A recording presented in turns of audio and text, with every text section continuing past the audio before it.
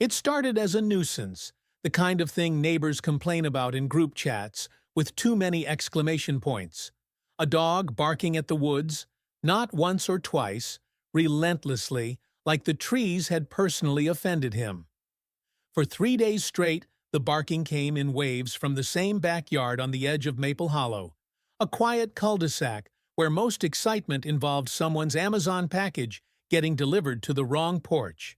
People tried to be patient because the dog, a young shepherd mix named Ranger, was usually friendly and well-trained, the kind of dog that greeted kids on bicycles with a wagging tail and never jumped on guests. But this wasn't normal barking. This wasn't "a squirrel is taunting me" barking. It was sharp, urgent, angry in a way that made it sound like Ranger wasn't trying to scare something off. He was trying to call someone over. His owner, a woman named Natalie Pierce, did everything she could to stop it. She brought him inside, closed windows, gave him chew toys, tried commands, tried distractions, even tried walking him until his legs should have been too tired to care. The moment they returned home, Ranger dragged her straight to the back fence, planted his paws in the grass, and barked at the same dark slice of woodland beyond the property line, like his entire life depended on it. Natalie lived alone with Ranger and had come to Maple Hollow for peace after a chaotic year. And the last thing she wanted was to become that neighbor with the barking dog. But the more she tried to correct him, the more unsettled she felt. Because Ranger wasn't acting disobedient. He was acting scared and determined at the same time, like he'd seen something he couldn't unsee. The first night it happened, Natalie assumed it was a raccoon. The second night, she assumed it was a coyote. By the third night, when Ranger's barking started before sunset and didn't stop even after the porch light came on, Natalie stepped out into the yard with a flashlight and felt her own skin prickle, because the woods looked different when you stared at them long enough. The trees weren't just trees. They were places something could be hiding, moving, breathing. Ranger stood beside her, hackles raised, eyes locked on a patch of brush about 30 yards into the greenbelt, where the undergrowth thickened into a tangled wall. Natalie followed his gaze and listened, and at first she heard nothing but wind in leaves and distant road noise. And then she heard it, so faint she almost missed it.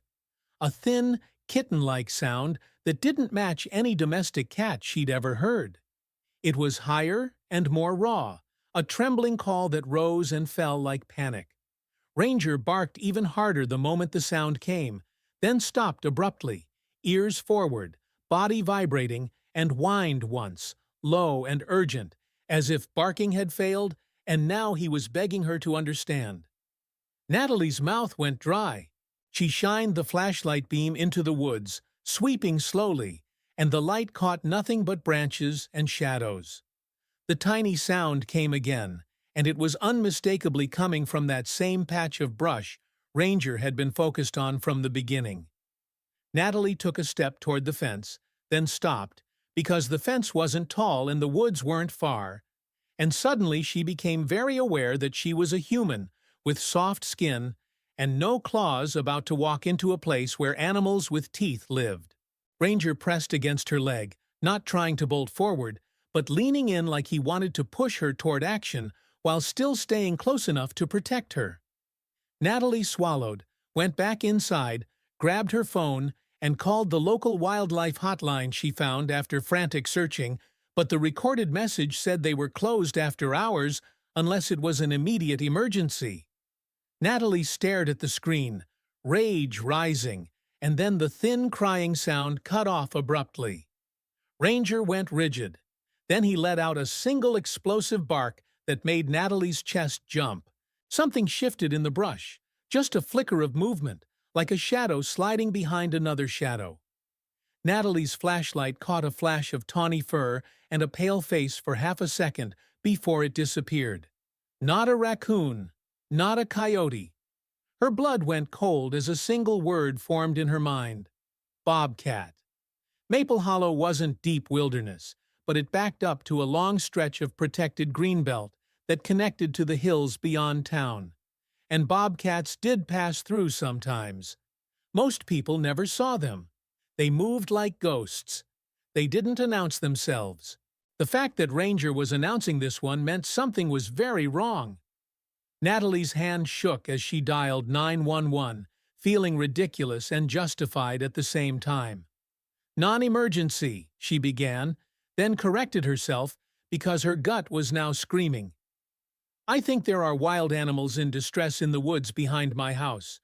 My dog won't stop barking, and I hear something crying, like babies." The dispatcher asked for her address and told her to stay inside and keep her dog secured. Natalie promised, but she couldn't stop watching through the back window, because now the woods didn't feel like scenery. They felt like a curtain hiding a stage where something urgent was happening. Ranger paced the sliding door, whining and barking in short bursts, then suddenly went quiet again and pressed his nose to the glass, staring. Natalie followed his gaze and saw movement at the edge of the trees, closer than before.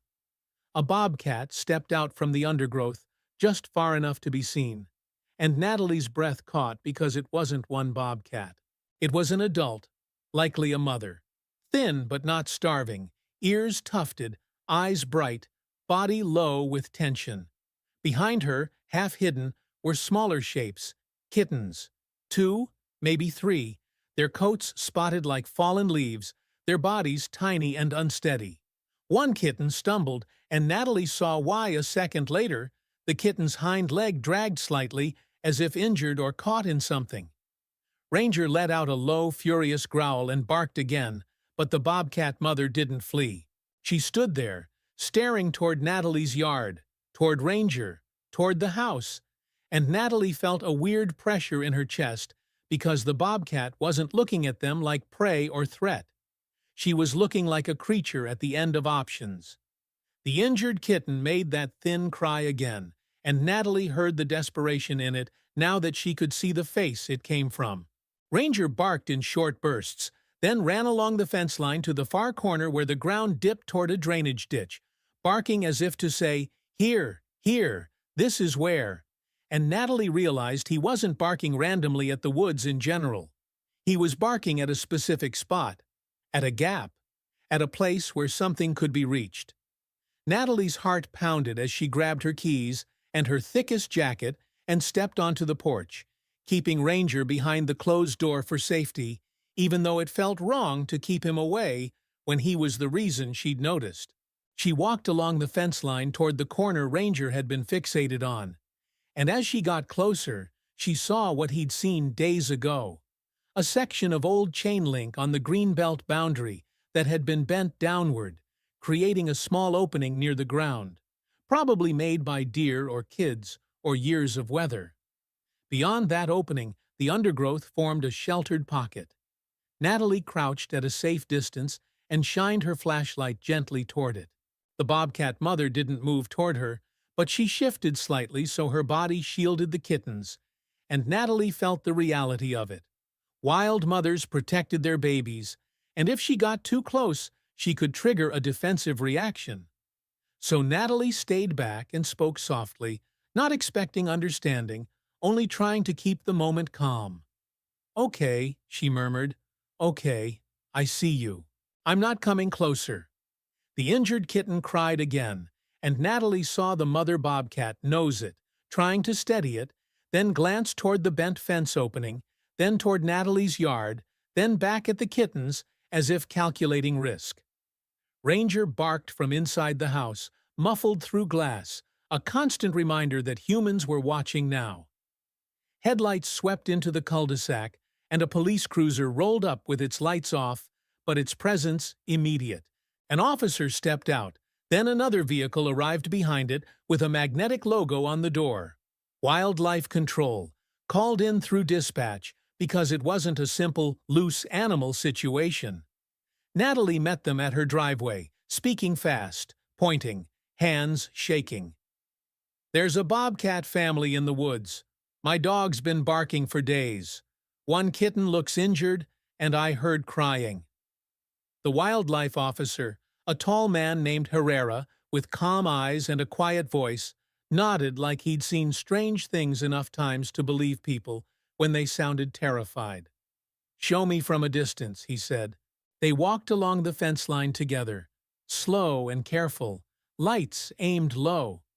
The mother bobcat was still there, still guarding, still not leaving, and Herrera's expression tightened as he saw the kittens clustered behind her. "She's too close to houses," he murmured. "Something pushed them here." He crouched and watched the injured kitten stumble again. Then he turned his head slightly, as if listening beyond what humans usually hear. "Do you hear that?" he asked. Natalie strained. At first she heard nothing. Then, faint and rhythmic, a scratchy, rasping sound from deeper in the brush, like something dragging against dry leaves. Ranger barked again, and the mother bobcat's head snapped toward the sound, ears forward, body tense. Herrera raised one hand. "That's not good," he said quietly. "Could be a trap." Natalie's stomach dropped. Traps existed here. Illegal ones set for coyotes, for rabbits, for anything people considered a nuisance. They didn't just catch the intended target. They caught whatever stepped in. Herrera signaled to his partner, and they moved along the fence line toward where the mother kept glancing, careful not to corner her. Natalie stayed back, feeling helpless and furious at the idea that something in those woods was hurting babies. Herrera used a long pole to part the brush gently near the bent fence opening, and the beam of his flashlight caught something metallic, half buried in leaves. A snare line, thin and cruel, attached to a stake. A second snare lay nearby, and there, just beyond it, was the reason Ranger had been losing his mind. Another kitten, smaller, stuck in the brush with a thin line tangled around its body, not tight enough to choke, but enough to keep it from moving freely. The kitten's cries were weaker now, exhausted. The mother bobcat made a low chuffing sound and took one step forward, then stopped, trapped between her instinct to protect and her fear of humans. Herrera's voice stayed low. "Okay, we found it. We can help." He worked carefully with cutters, slipping them under the thin line and snipping it in 2 quick motions. The kitten jerked free and tumbled forward, then lay still, panting. The mother bobcat surged forward another step, eyes wide, and Herrera froze, holding his position without threatening her. The mother bobcat reached the freed kitten, sniffed it rapidly, then began grooming its head in frantic strokes, as if licking could erase the last days of terror. Natalie felt tears sting her eyes, because she understood the language even without words. Check the baby, count the baby, keep the baby alive. Herrera backed away slowly, giving the mother space, then gestured to his partner to set down a soft-sided carrier and a towel near the opening. "We need to assess that injured leg," he murmured. "If it's a fracture, it won't survive out here." Natalie watched the mother bobcat hover over the kittens, shifting her body to shield them, and she realized the mother had been trying to move her family away from danger, but couldn't because the injured kittens slowed them down, and the snare lines in the brush turned the woods into a minefield. Ranger's barking had forced the adults to notice, and now humans had arrived with tools that could cut metal and line and undo what cruelty had set. Herrera used the towel and gentle movements to scoop the most injured kitten first, not grabbing, not yanking, just guiding it into the carrier with minimal stress. The mother bobcat hissed once, not at the humans' faces, but at the air itself, a burst of fear, and then did something that made Natalie's breath catch. She didn't attack. She didn't flee. She stayed close, pacing 2 tight steps, eyes locked on the carrier, chuffing softly as if talking to her baby through fabric. Herrera paused, allowing her to sniff the carrier opening for a second before he zipped it partially closed. "We'll take it to rehab," he said, voice gentle. "We'll treat it and reunite if we can." The mother bobcat's ears flicked at his tone, and she backed up half a step, then returned to her remaining kittens, pressing her nose to each one like a roll call. Herrera and his partner quickly removed the remaining visible snare lines and marked the area for a larger sweep at first light, because if they found 2, There might be 10. The mother bobcat gathered her kittens closer, still tense, still watching. Natalie stood behind the fence, feeling the strange tightness of witnessing wild trust form under pressure. This mother, forced by circumstances into proximity with humans, tolerating their presence because the alternative was losing her babies. Ranger's barking from the house softened into a whine now, as if even he sensed the shift from alarm to rescue. When the carrier with the injured kitten was secured and the officers stepped back, the mother bobcat made one last low, chuffing call toward the dark woods, and for a moment Natalie thought she saw another bobcat shape deeper in the shadows. A juvenile, perhaps, older sibling, part of the family that had been staying hidden while the mother faced the humans. Then the mother bobcat turned, nudged her remaining kittens toward the brush, and vanished into the greenbelt with them in a quick, silent flow of fur and leaves, gone as if they'd never been there at all. The only proof left behind was the cut snare line on the ground, the faint, disturbed leaf litter where tiny paws had scrambled, and the sudden quiet that fell over the cul-de-sac like a blanket once Ranger finally stopped barking. Natalie stood in her yard afterward, shaking, listening to the silence that replaced days of noise, and she realized something simple and unsettling. Ranger hadn't been barking because he hated the woods. He'd been barking because he'd heard a family in trouble, and he refused to accept that nobody would answer. He'd turned his fear into a signal loud enough for humans to stop and look, and when they finally did, they found not a monster or a threat, but a mother and her babies tangled in a danger humans had put there. The next morning, Herrera called Natalie with an update. The injured kitten had a deep abrasion and swelling around the leg, but no complete fracture, dehydration, and stress, but it was stable under care. They'd keep it warm, treat infection risk, and attempt reunification by returning it in a secured release carrier near the same greenbelt once it was strong enough and the area was cleared of snares. Natalie thanked him until her voice broke. Then she hung up and looked at Ranger, who lay by the back door with his head on his paws, eyes still fixed on the trees, but softer now, finally allowed to rest. She knelt beside him and pressed her forehead to his. "You were right," she whispered. Ranger's tail thumped once, slow and tired, and Natalie understood that sometimes the unbelievable part of a rescue story isn't what humans do. It's what a dog does first. Notices, insists, refuses to stop until the world pays attention, and in doing so turns a patch of ordinary woods into the place where a hidden family is finally found.